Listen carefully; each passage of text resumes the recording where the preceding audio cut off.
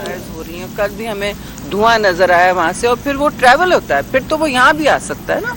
और जहाँ भी हो हमारी कोशिश होनी चाहिए इन फायर्स को बंद करना। तो क्लाइमेट मिनिस्ट्री तो एक हफ्ते से फायर फाइटिंग ही कर रही है, कुछ मिनिस्ट्री के दूसरे मसाइल के हवाले से, और कुछ लिटरली कुछ फायर और इन बुश फायर्स के हवाले से, जो खुदा ना खास्ता बढ़ के बहुत कुछ को लपेट में ले सकती हैं। और ये हमारे कौमी असासे हैं, ये हमारे बहुत प्रेशियस कौमी असासे हैं, इनका तहफ़्फ़ुज़ हम सब ने मिलकर करना है।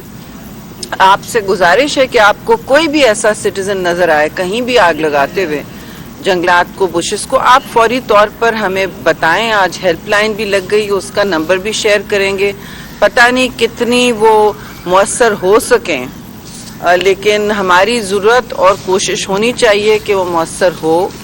जो वार्निंग सिस्टम लगा हुआ है पार्क्स में, पूरे नेशनल मरगला नेशनल पार्क्स इलाके में, वो बहुत एक्सटेंसिव है, लेकिन वो हमारे लोगों और पार्क रेंजर्स जो होते हैं उन पर ही मबनी है, और वो कोशिश करके इत्तला करते हैं। तो ये एक सेंट्रल फोकल पॉइंट हो गया है, ज़्यादातर इसमें CDA के लोग ही होंगे, डिस्ट्रिक्ट एडमिनिस्ट्रेशन होगी जो इत्तला पहुंचाएगी, और वो फौरन सेक्रेटरी के ऑफिस इत्तला और क्लाइमेट पे भी, और ज़ाहिर लोकल एडमिनिस्ट्रेशन और DC और CDA को तो पहले पहुंचाएंगे।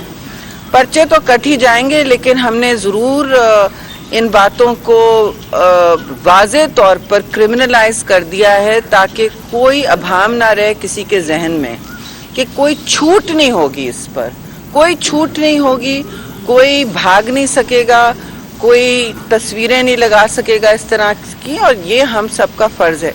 आखिरी बात में आपसे डिटेल ब्रीफिंग देने से पहले, दोनों अतराफ़ के मेरे लोग ज़िम्मेदार एहलकार बैठे हैं, वो बताएंगे आपके कितने लोग इस पर मोबिलाइज हुए हुए हैं, और इस सीज़न में क्योंकि एहतियाती तदाबीर ले ली गई तो कमी हुई है बुश फायर्स में। इस सीज़न में नॉर्मली बहुत ज़्यादा